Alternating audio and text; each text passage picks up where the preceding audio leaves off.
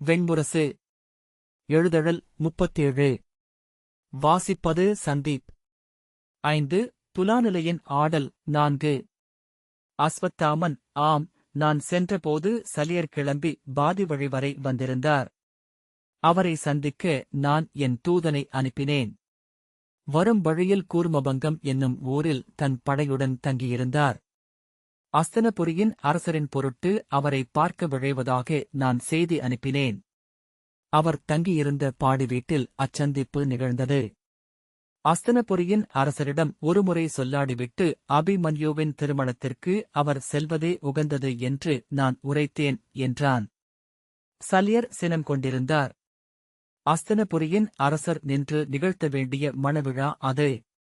அதை அவர் தவிர்த்தார் என்றால் குலத்தந்தையென அஸ்தனபுரியின் பேரரசர் அமர்ந்திருக்கும் இடத்திற்கு இழுக்கு என்று கோவினார் என அஸ்வத்தாமன் தொடர்ந்தான்.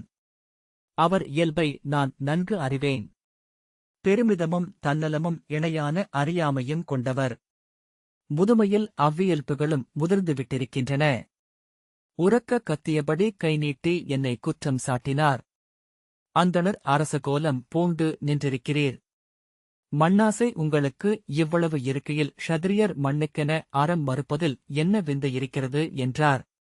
சொல்லைத் துறந்தவன், குடி அளிக்கும் பொறுப்பை துறந்தவன், எவ்வகையில் மதிப்புக்குரியவன்? குலமரபால் அபிமன்யு யுதிஷ்டிரனுக்கும் துரியோதனனுக்கும் நிகராகவே மைந்தன். நமது குடிகள் முடிசூடியதும் மண்ணாழ்வதும் இன்றுதான். நாம் காடுகளில் அலைந்த தொல்காலத்திலேயே குடியின் மூத்த தந்தையே அத்தனை மைந்தருக்கும் முதல் தந்தை என்று துரியோதனுக்குச் சொல்ல மூத்தவர் இல்லையா? வேதமென்பது மூத்தோர் சொல் கனிந்த சாரே என உரைக்க இங்கு அந்தணரில்லையா?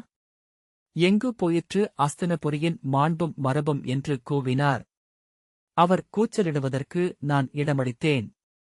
உகந்த முறையில் தன் சினத்தை தானே அடையாளம் கண்டு கொண்டதும் அவர் அதை பெருக்கத் தொடங்கினார்.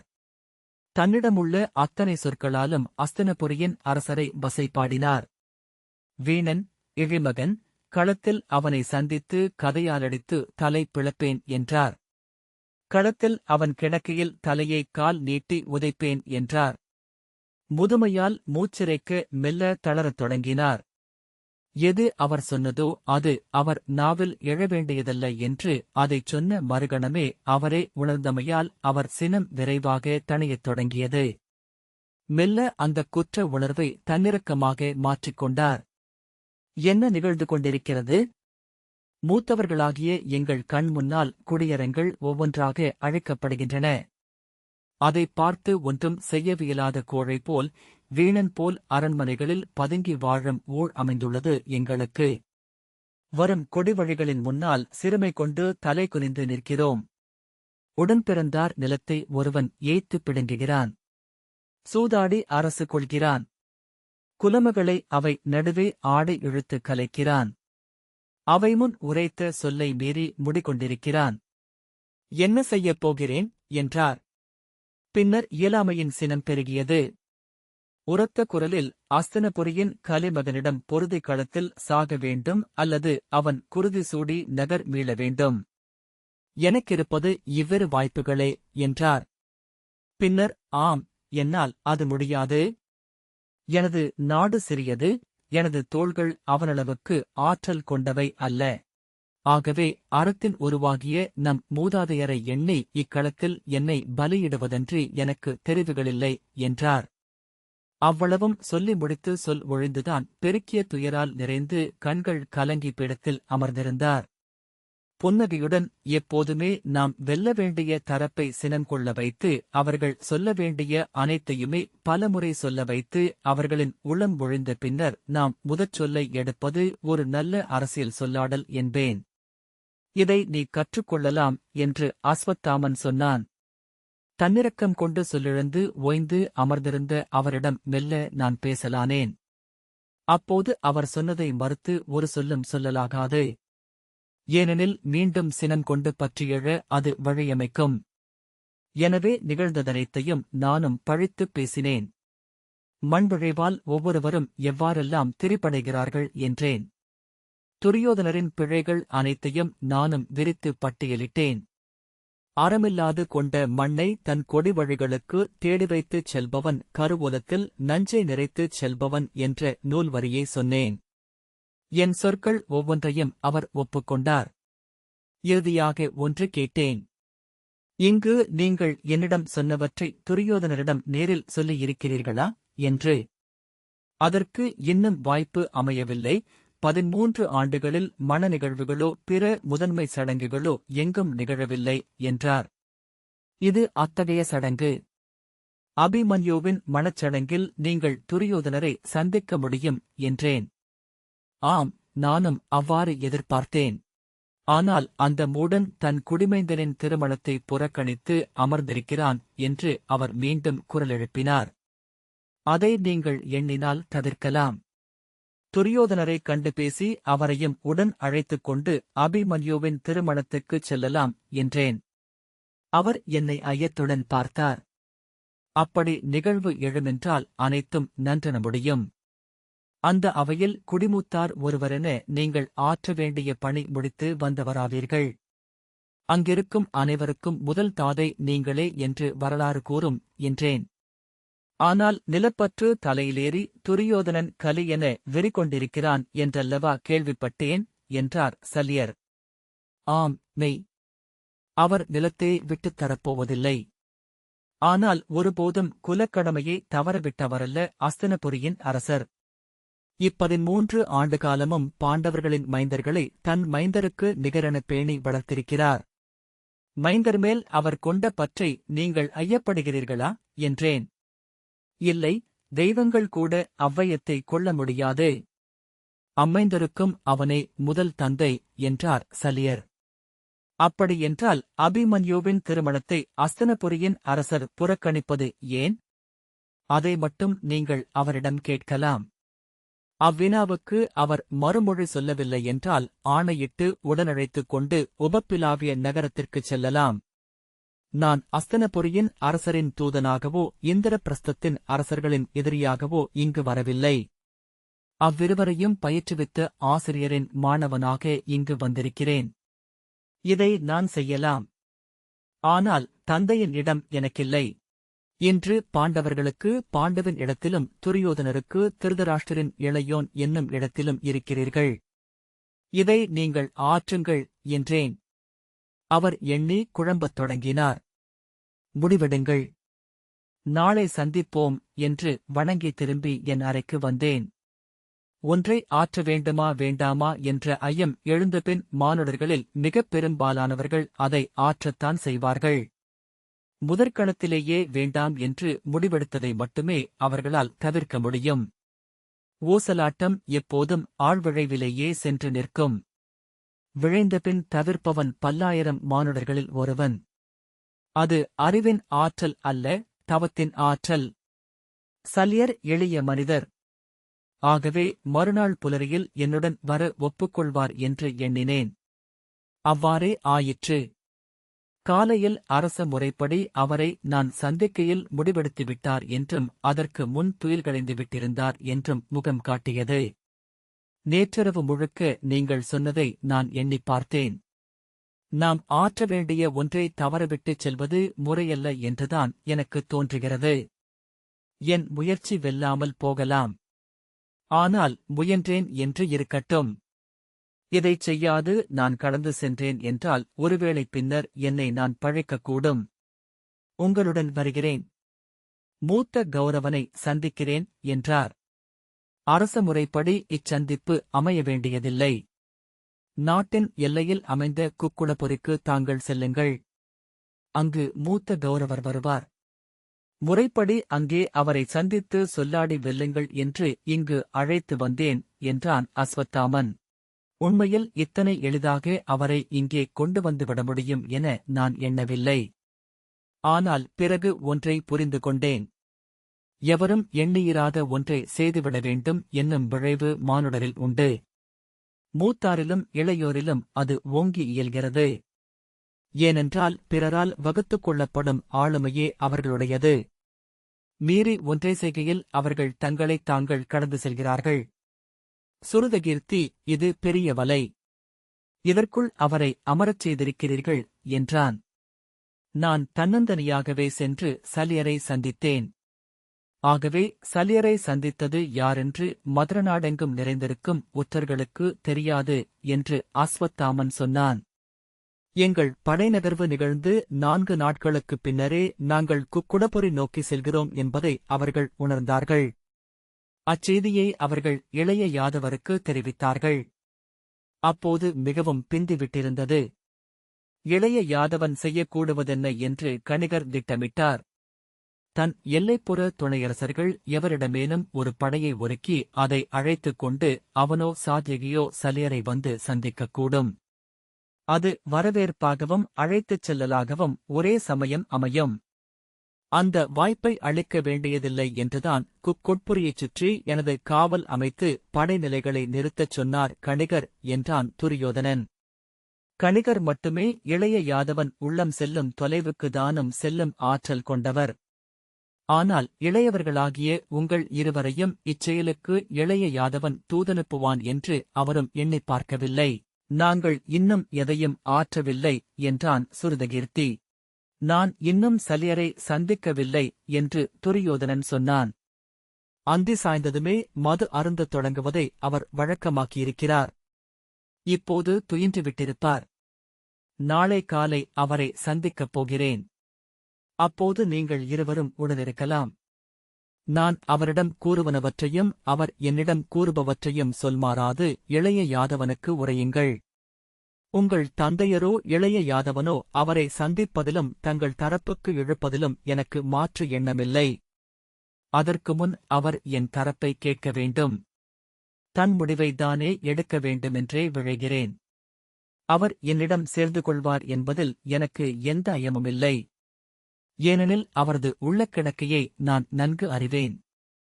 இதில் சூழ்ச்சி ஏதுமில்லை என்பது அனைவரும் அறிய வேண்டியது என்று எண்ணுகிறேன் என்றபடி துரியோதனன் எழுந்தான். சுருதகீர்த்தி இமையா விழிகளுடன் துரியோதனனை நோக்கிக் கொண்டிருந்தான். துரியோதனன் புன்னகைத்து, சலியர் களத்தில் பெருவீரர். அதைவிட அவரது பங்களிப்பு எனக்கு இன்றியமையாதது. நெடுந்தொலைவு வில் தொடுப்பதில் பால்ஹிக குடிகள் தனித்திறன் கொண்டவர்கள். சலியரும் என் தரப்புக்கு வருவாரென்றால் சௌவேர பால்ஹிக மதுர நாடுகள் அனைத்தும் என் தரப்புக்கு வருகின்றன. மறுதரப்பில் அத்தகையோர் எவரும் இருக்க மாட்டார்கள். போர் என்று ஒன்று எழுமென்றால் முதலில் சென்று விழுபவை பால்ஹிக நாட்டு வீரர்களின் அம்புகளாகவே இருக்கும் என்றான். சுருதகீர்த்தி, எங்கள் மூத்த தந்தை போரைக் குறித்து ஒரு சொல்லும் எடுக்கலாகாதென்று திரும்பத் திரும்ப ஆணையிடுகிறார். அவர் விழைவது போரல்ல, உடன்பிறந்தாரிடையே பூசல் முற்றிலும் தீர்க்கப்பட வேண்டுமென்பது மட்டுமே என்றான். போர் தொடங்கிவிட்டது மைந்தா. நான் போரை எதிர்நோக்குகிறேன். ஆகவே துணிவு கொள்கிறேன். அவர் போரை எதிர்நோக்குகிறார், ஆகவே அஞ்சுகிறார். இது மட்டுமே எங்களுக்குள் வேறுபாடு என்ற துரியோதனன். நன்று. இன்று சென்று ஓய்வெடுங்கள். உன் மூத்தான் உணவுண்டு நிறைந்தால் பின் உள்ளத்தில் சொல் எஞ்சாது துயிலக்கூடியவன். இப்போதே அரை துயிலில்தான் இருப்பான் என்றான். சுருதகீர்த்தி புன்னகைத்து தலை வணங்கினான். ஏவலன் வந்து வணங்க துரியோதனன் அவனுடன் நடந்து உள்ளறைக்குச் சென்றான். சுருதகீர்த்தி அஸ்வத்தாமனை நோக்கி தலை குனிந்து விடை பெறுகையில் அவன், சிறுவயதில் உன் தந்தை இருந்ததைப் போலவே இருக்கிறாய் என்றான். ஆம், எங்கள் இருவரைப் பற்றியும் அப்படி கூறுவார்கள் என்றான் சுருதகீர்த்தி. இல்லை, அபிமன்யுவிடத்தில் இளைய யாதவரும் இருக்கிறார். தூய அர்ஜுனன் நீயே என்று சொன்ன அஸ்வத்தாமன் அவன் தோளில் கை வைத்துப் பற்றி வருக என்று வெளியே நடந்தான். உன் தந்தை எனக்கு ஆறாப்புண் என துயர் அளிப்பவர். அதை நான் மறுக்கவில்லை. விந்தை என்னவென்றால் நாம் தந்தையரிடம் கொள்ளும் வஞ்சத்தையும் கசப்பையும் மைந்தரிடம் கொள்வதில்லை என்பதே என்றான் அஸ்வத்தாமன். ஒருவேளை நான் உன் தந்தையை ஆழத்திலெங்கோ விரும்பிக் கொண்டிருக்கக்கூடும். அவரை இத்தனை ஆண்டுகள் நாளும் எண்ணிக்கொண்டிருப்பது அதனாலாகக் கூட இருக்கலாம். அந்த விருப்பத்தை உன்னிடம் என் உள்ளம் கொள்கிறது போலும். சுருதகீர்த்தி புன்னகைத்தான். நான் உங்களிடம் எதையும் கவராத அர்ஜுனன், மூத்தவரே என்றான். ஒரு கணம் திகைத்த பின் அஸ்வத்தாமன் உரக்க நகைத்தான். பின்னர், நாம் இந்த அரசு சூழ்தலையும் போரையும் பற்றி மேலும் பேச வேண்டியதில்லை. இந்தச் சூழ்ச்சிக்கு நான் உடன்பட்டதே போர் இதனால் தவிர்க்கப்படுமென்றால் நன்று என்பதனால்தான். சலியரின் படை உடனிருப்பதை எண்ணி உன் தந்தையர் மேலும் பூசலுக்கு எழமாட்டார்கள் என்று எண்ணினேன் என்றான். நீள்மூச்சுடன் தன்னில் ஆழ்ந்து சில கணங்கள் கழித்து போரை அஞ்சுவதைப் பற்றி சற்று முன் அஸ்தினபுரியின் அரசர் சொன்னார். இளையோனே, பிற எவரையும் விட போரைப் பற்றி எண்ணி எண்ணி நான் அஞ்சுகிறேன் என்றான். பல ஆண்டுகளாகவே ஒவ்வொரு இரவில் விழித்துக் கொள்கையிலும் மிக அருகில் போரை உணர்கிறேன். துயிலாது விழித்திருந்த பின்னிரவுகளே மிகுதி. இவ்வனைத்தும் எங்கு சென்று கொண்டிருக்கிறது என்று எனக்கு புரியவில்லை. நெடுங்காலத்துக்கு முன்னரே எங்கோ நுண் வடிவில் இப்போர் தொடங்கிவிட்டதென்றும் இனி அது பருவடிவில் நிகழ்வதே எஞ்சியுள்ளதென்றும் என் உள்ளம் சொல்கிறது. நதி வழிப்படும் புனை தன் திசைச்செலவு குறித்து எண்ணி உழல்வதற்கேதுமில்லை என்றான் அஸ்வத்தாமன். ஆனால் மானுடரால் அப்படி காலத்திற்கு தன்னை ஒப்புக் கொடுக்க இயல்வதில்லை. இவையனைத்தையும் தாங்களே அமைத்துக் கொள்ளலாம் என்று அவர்களுக்குள் இருக்கும் ஆணவமும் அறிவும் சொல்லிக் கொண்டே இருக்கிறது. புனை என்றாவது முனிவருக்கு இயல்வது. உன் தந்தையிடம் சென்று சொல், நான் அஞ்சுகிறேன் என. அவரை அல்ல, பிற எவரையும் அல்ல, நான் என்னை அஞ்சுகிறேன். என் கையில் உள்ள அம்புகளை. என் உளத்தமைந்த பிரம்மனின் வாளியே, சுருதகீர்த்தி அவன் உணர்வுகளை புரிந்து கொள்ள முடியாதவனாக வெறுமனே பார்த்துக் கொண்டு நின்றான். இரு கைகளாலும் அவன் தோளைப் பிடித்து அவன் முகத்தை நோக்கி முகம் அணுகி அஸ்வத்தாமன் தாழ்ந்த குரலில் சொன்னான். இளமைந்தரை பார்க்கையில் எல்லாம் நெஞ்சு பதைக்கிறது. நாங்கள் வாழ்ந்துவிட்டோம். செல்வதனில் கூட இப்புவியில் பெரிதாக எதுவும் எஞ்சவில்லை. ஆனால் அஸ்தினபுரியின் 100 இந்திரபிரஸ்தத்தின் 5 போர் தொடுப்பது ஒருவரோடொருவர் அல்ல, இளந்தளிர்களென எழுந்து வந்திருக்கும் இக்குடியின் இளையோரிடம். ஆம், தளிர்பொசுக்கும் காட்டெறி இன்று மூழ்வது. இதை இருவருமே உணர்ந்ததாகத் தெரியவில்லை. நிமித்திகர்கள் 100 முறை கணித்து சொல்லியிருக்கிறார்கள், குலாந்தகர்கள் இரு தரப்பிலும் பிறந்து வளர்ந்து கொண்டிருக்கிறார்கள் என. பீமசேனரைப் பற்றி, அபிமன்யுவைப் பற்றி சொல்லப்பட்ட ஆருடங்கள் ஒவ்வொன்றும் அச்சுறுத்துபவை. என்னுடைய பிறவி நூலையும் கணித்து சொல்லச் சொன்னேன். நான் ஒருபோதும் என்னால் ஏற்றுக்கொள்ள முடியாத பெரும்பழுச் செயல்களை செய்வேன் என்கிறார்கள் நிமித்திகர்கள். என் கைகளால் இளமேந்தரை கொல்வேன் என்கிறார்கள்.